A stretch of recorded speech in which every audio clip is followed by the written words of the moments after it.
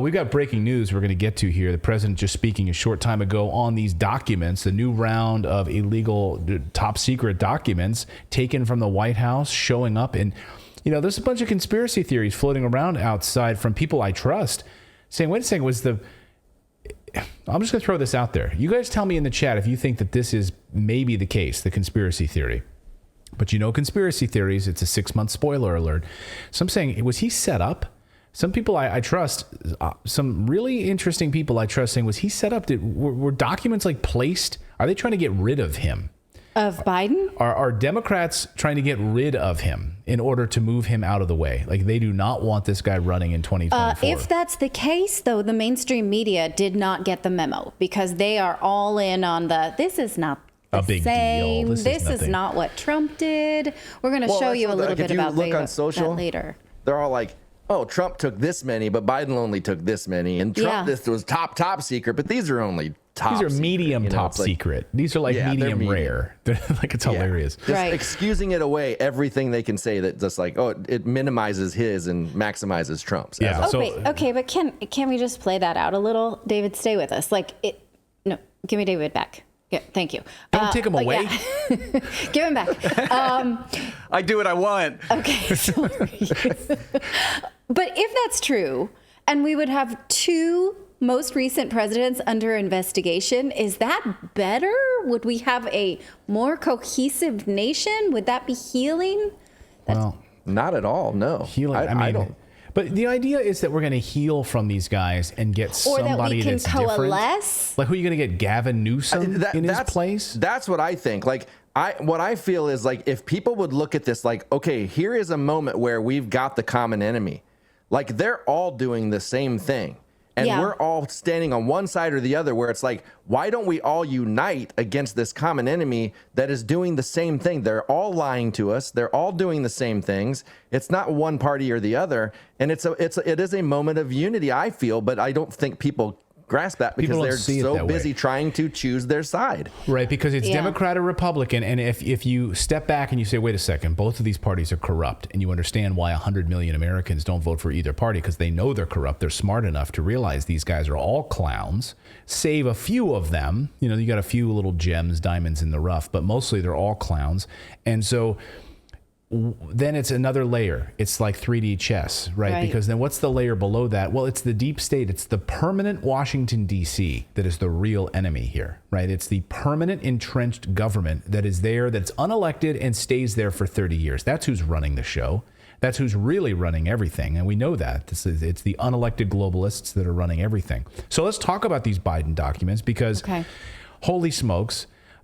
This is developing right now as we speak because we now have the president speaking just moments ago. We'll get to that, but maybe we should just set up where we are with these latest round of top secret documents. Okay, so earlier in the week, we had reports coming out that the FBI was looking into classified documents that President Biden should not have had, and they were found in one of his offices. Attorney General Merrick Garland has now assigned the U.S. Attorney in Chicago to look into those documents and how they got there. We're going to get to that guy in a second. Here is what the president said when he was in Mexico about the first discovery. First, people know I take classified documents and classified information seriously. When my lawyers were clearing out my office at the University of Pennsylvania, they set up an office for me, secure office in the Capitol. The 4 years after being vice president, I was a professor at Penn. Hold on. I was a professor at Penn? Okay, let's just put a pin in that. I didn't realize that, but go ahead, Mr. President. You were a professor at Penn?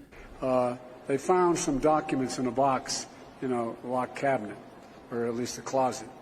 And as soon as they did, they realized there were several classified documents in that box. And they did what they should have done. They immediately called the archives, turned them over to the archives, and I was briefed about this discovery and surprised to learn that there were any government records that were taken there to that office. But I don't know what's in the documents. My lawyers have not suggested I ask what documents they were. I've turned over the boxes. They've turned over the boxes to the archives, and we're cooperating fully with the review, and which I hope will be finished soon. They told me not to ask any questions. Yeah, don't ask and what's in I have them. a question, Plausible though. deniability. Mr. President, don't ask. You stole them. They're in your office. I mean, I don't know if you stole them, but they're in your office. Why are they there? Why are they, by the way, rummaging through them anyway? Like, why are the lawyers suddenly there rummaging? And this office was opened in 2018, which has a 2-year gap between his vice presidency and this office being opened. So why were they put there in the first place? Why there? Yeah. We have more questions about that. And David has a question. Yeah, my question is, if his office, that's not even his home, is that secure, then how is President Trump's home not more secure than an office would be? You know what I mean? Yeah. Like saying that it's okay to have them in a secure location. It was secured. Well, it was in a lockbox. Well, maybe it was in a closet.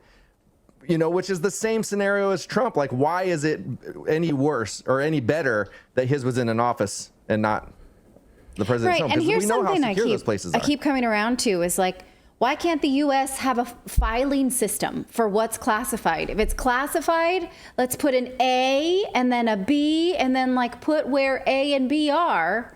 In why? Well, and like, that's not hard. We talked about this on the show at one point. Like, they have to check out those documents. It's not like they're just handed it that document. They sign for those documents. They get the document and then they turn it back in. It's not like okay, here, you signed for this document. Okay, I'm going to go make some copies of this really quick, put it in a folder and send it to my office. Like, how does that happen? Yeah, exactly. Yeah, it's a great question. But don't ask questions, David. You're not allowed to ask questions. You're not allowed to ask questions. And by the way, his lawyers told him not to ask questions about these documents. Well, I'm asking questions here, guys. Fire away, lady in red. Okay, so now another round of documents have reportedly been found in the possession of President Biden. Now, he is saying, I don't know what's in there, but CNN says that they do. They say that these are U.S. intelligence memos and briefing materials that covered topics including Ukraine, Iran, and the United Kingdom. Wait, including Ukraine, Iran, and the UK. Yes. I wonder if in these documents are the plans for the blowing up of the Nord Stream pipeline. Wonder about that too. By the UK now, you government. don't You know have to what be a I genius heard? to know that those are matters of national security. What did you hear? I saw somewhere someone said that it could contain information about the money from Ukraine, like the whole, money that he was FTX. sending. Yeah, because the timeline, the timeline puts it before the war in Ukraine. Yes. The timeline puts it before that. Absolutely. So- We don't know exactly when, because if it was when he was in office, then it's up to 2016. I don't know. How did CNN figure this out? CNN. So this is why They're saying a separate source familiar with the matter. I don't know, because everybody's so tight-lipped about it. I'm not sure how much stock I put into that.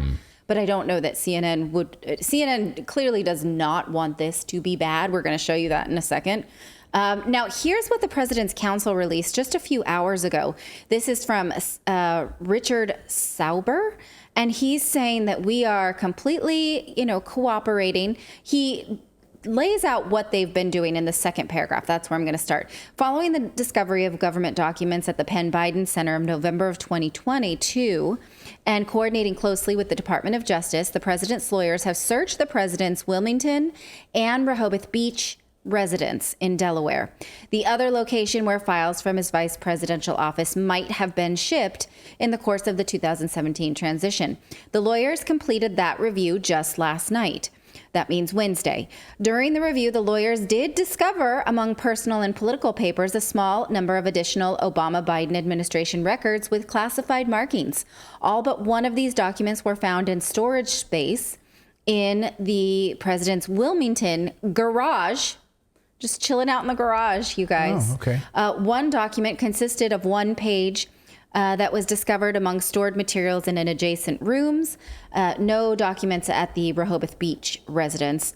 As was done in the case of the Penn Biden Center, the Justice Department was immediately notified, and the lawyers arranged for the Department of Justice to take possession of those documents. And the White House, he says, will continue to cooperate. Now, I am not clear if this is the second documents that were found in these, because the second round of documents was reported before this statement. So I don't know if this is the second or the third. We're not giving clarification on this.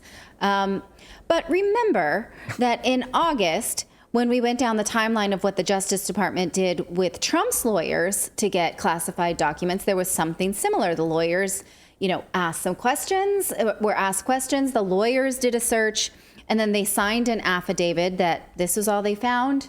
The FBI didn't accept that, and so they raided. So now here we have a similar situation. Biden's lawyers, like Trump's, saying this is all we've got.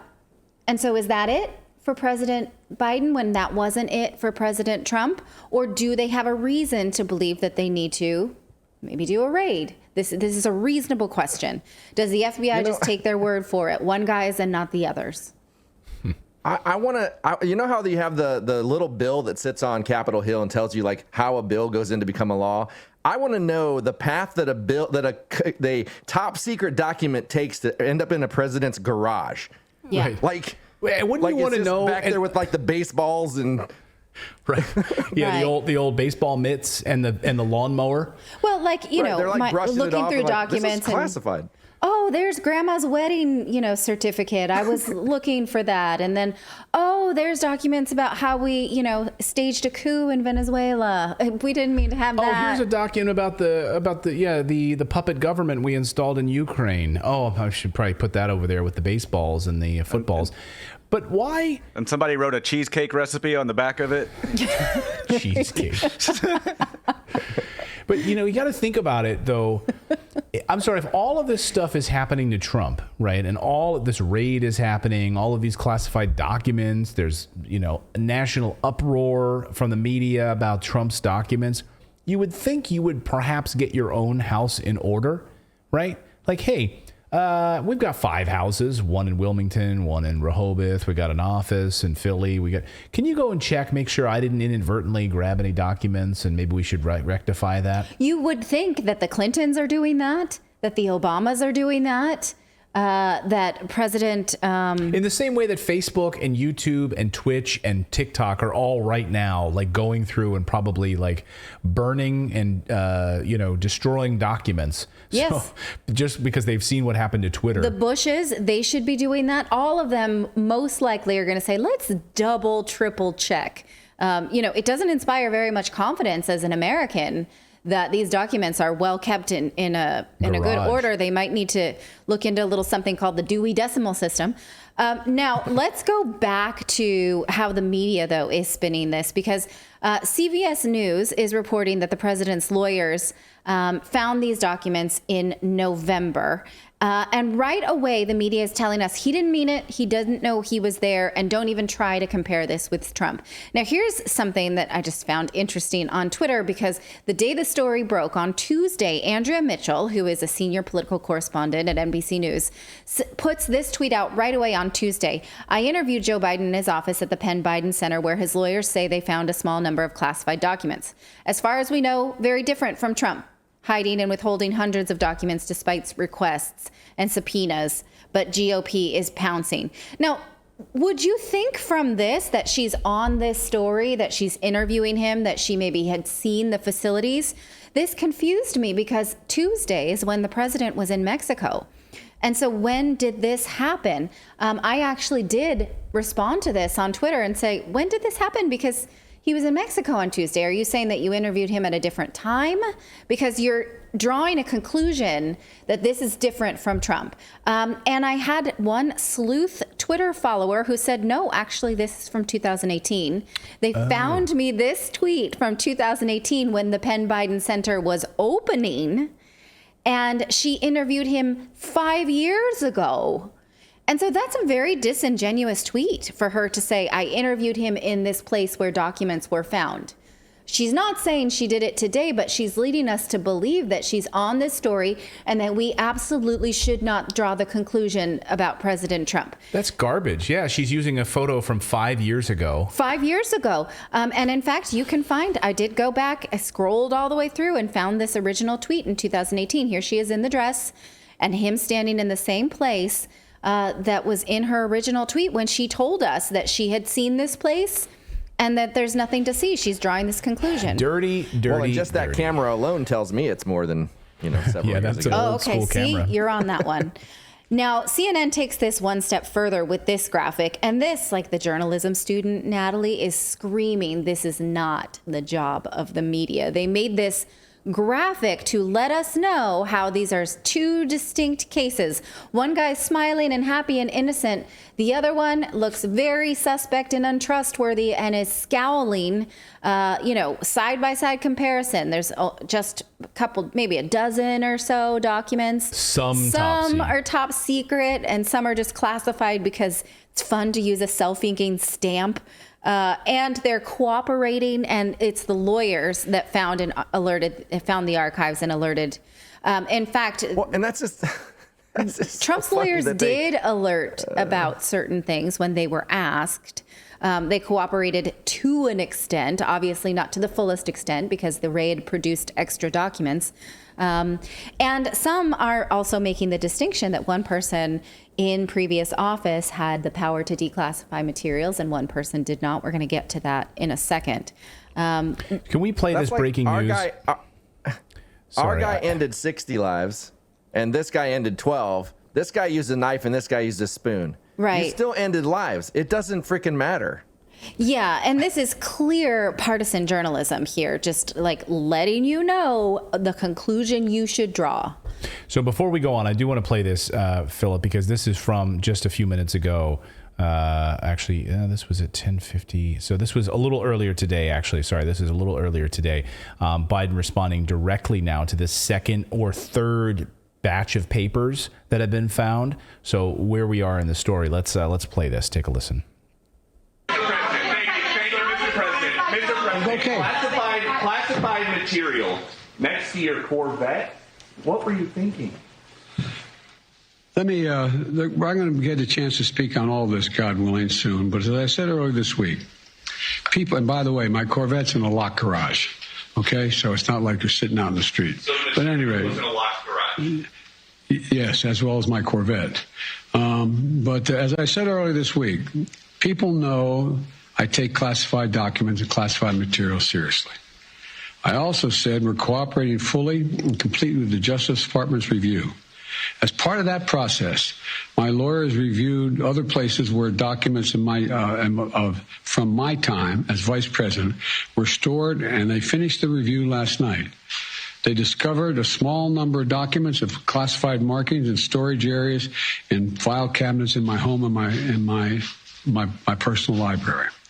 This was done in the case of the Biden Penn. This was done in the case of the Biden Penn Center. The Department of Justice was immediately, as was done, the Department of Justice was immediately notified, and the lawyers arranged for the Department of Justice to take possession of the document.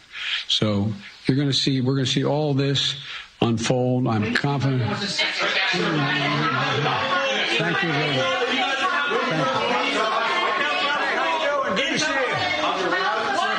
What was that? Did you hear him at the end go, ooh, ooh, ooh, ooh? Good to see you. Good to see you. I'm getting out of here. He's like, oh man, what did I just walk into? Yeah. I shouldn't have done this press. By the way, he never does press conferences. No. So this is the reason why he must have grabbed Pierre's book because he was like reading that all. Oh, you read the whole thing off a script, you know? And as Brandon Straka says, you know, when you're reading an explanation of your own actions and wrongdoing that clearly somebody else wrote, you can't even get that out clearly. Like you can't even say that clearly or cleanly. All right, but let's go back to this narrative that on... it's okay because he's cooperating. Can we move on to that? Mm-hmm. Because I'd like to throw this one to Hermeet Dillon. She's a lawyer, and she's running for the chair of the Republican National Committee. She says, doesn't matter if he's cooperating or not. This is still an illegal thing to do. Listen to what she told Tucker last night. By the way, that's kind of a consensus view in Washington, a city that needs to change. Hermeet Dillon plans to try and change it. She's running for RNC chair. She joins us tonight to assess what we're seeing now. Hermeet, thanks so much for coming on. So he did the right thing. Is that a legal defense? Not at all, Tucker. What we are seeing here is actually a cover-up of typical Washington proportions. In fact, it looks now like at least one of these troves of documents was identified before the midterm elections, but we're just hearing about it now. So it was concealed from the country to affect the outcome of an election. Secondly, it looks like there have been at least now 3 instances of these documents being moved. The first is out of the White House in 2017 as the Obama and Biden administrations were vacating. Secondly, into location number 1. Thirdly, into location number 2. And if the DOJ were serious about this, Tucker, they should be raiding all of Biden's homes and vacation destinations over the last several years to see, rifle through the sofa cushions, see if there are any classified documents there, because you can really have no confidence with this set of facts that we're at the end of the discovery of these documents. And an important distinction here is that President Trump had the absolute authority under federal law to declassify documents and also to keep documents for a period of time while he was looking through them for his archives before turning them over to the National Archives. Vice President Joe Biden has no such defense to that. And so I'm not buying any of this. And the other complicating factor here, Tucker, is that multiple members of the former vice president's family have close and questionable ties to foreign governments, including China and Ukraine. At least one of these documents pertains to the Ukraine. And there are serious federal penalties for giving access to foreign governments to these classified documents and a longer statute of limitations. This is a major criminal investigation issue, and brushing it under the rug by giving it to a recent United States attorney holdover from the Trump era is no substitute for a special counsel, which is how Democrats have treated the Mar-a-Lago documents. So there's a lot to see here, and we aren't at the end of it yet, Tucker. He did the right. If you discover that I robbed a liquor store 6 years ago and I returned the money to the cash register, I'm still guilty of a crime. No harm, no foul in Washington, apparently. He did the right thing, yeah. All right. Well, and I think that the agents are going to be very unhappy when they get there and find out that the garage is locked. Right. We're here to why were they all going to his different locations recently, like going through his garage, okay, so you have lawyers like rifling through stuff all of a sudden. But also, why last night when the documents, the first round, were found in November, and then the lawyer's statement says, well, we went through because this happened in November. I guess we got back to work. We decided to take the holidays anyway. Right? Why would they do this search last night all of a sudden? Is it because the news broke? Because they should have been working on this starting in November if any classified documents were found. Now, let's get a little bit to the investigation. We're going to jump ahead to who is doing this investigation and what this means. Now, the FBI says that this is just a preliminary investigation and that Merrick Garland has assigned this guy, I want to show you his picture, to investigate. Now, Democrats are upset. They are preemptively saying that they're unhappy with this because this guy is U.S. Attorney for the Northern District of Illinois, John Lausch. He looks a little like Steve Carell, don't you think, in that picture? Steve Carell. Incidentally, President Biden tried to fire him when he took office, but the 2 senators from Illinois asked him not to. Here's the statement from Senators Durbin and Duckworth saying, please, we need to keep our U.S. attorney here in Illinois. He's up to a lot of stuff. He's in the middle of important things, and we'd like to keep him. And so he was removed from the chopping block, and he stayed. Lausch is one of only 2 Trump-appointed U.S. attorneys still in office. So it's interesting that Merrick Garland would choose him to do this. Guess who is the other only remaining Trump-appointed U.S. attorney in office? I'm going to tell you. David Weiss. It's U.S. Attorney David Weiss who is leading an investigation into the president's son, Hunter Biden. So 2 Biden inquiries now. 2 Trump-appointed U.S. attorneys leading them. Is this Merrick Garland being clever? It's interesting, right? Yeah. And so, again, we can go over, I had intended to, but we're running a bit long to go over like the Justice Department's motions against Trump and their motions for the raid and all of that, because we have a lot to look at where we compare, is this the same or is it not? We can save that for another time, but we'll leave you with White House spokesperson Karine Jean-Pierre saying when she's pushed on this timeline by CBS reporter Ed O'Keefe, why was this kept from us if the documents were found November 2nd? Why was this another Hunter Biden treatment of a story that was suppressed ahead of an election? And he gets pretty testy with her. She absolutely doesn't like it. Watch.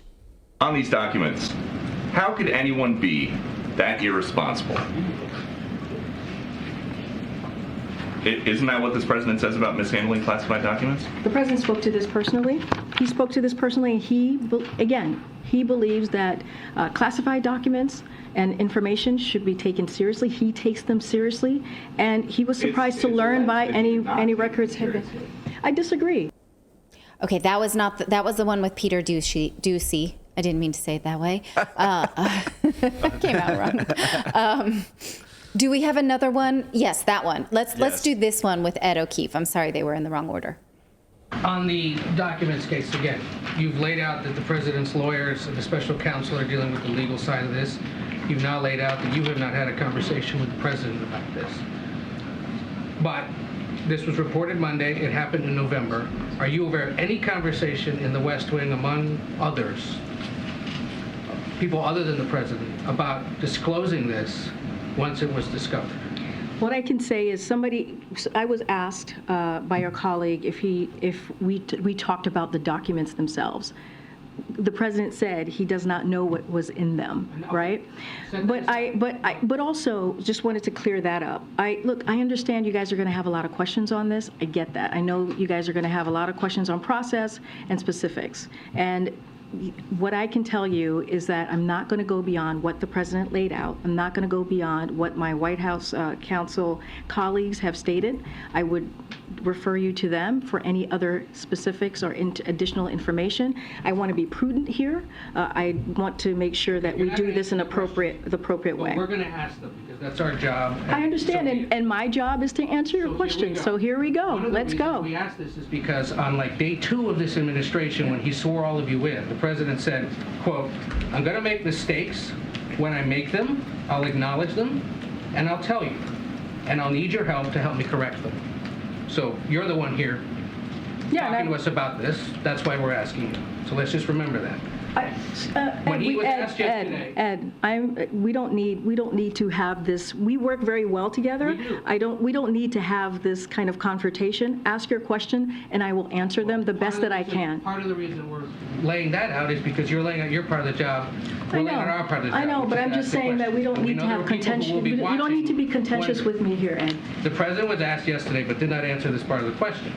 Why didn't he or someone in the White House inform the American people when these documents were discovered on November 2nd? Did it have anything to do, because people are asking this part of it, did it have anything to do with the fact that the election was just a few days away? Again, Ed, this is under review by the Department of Justice. It is literally under review right now. As I am talking to you, it is under review. So I'm not going to get beyond the process. I'm not going to get beyond what the president said. Look, the White House counsel, my colleagues in the White House counsel, laid out a very detailed information about what this particular issue on Monday. You all have that.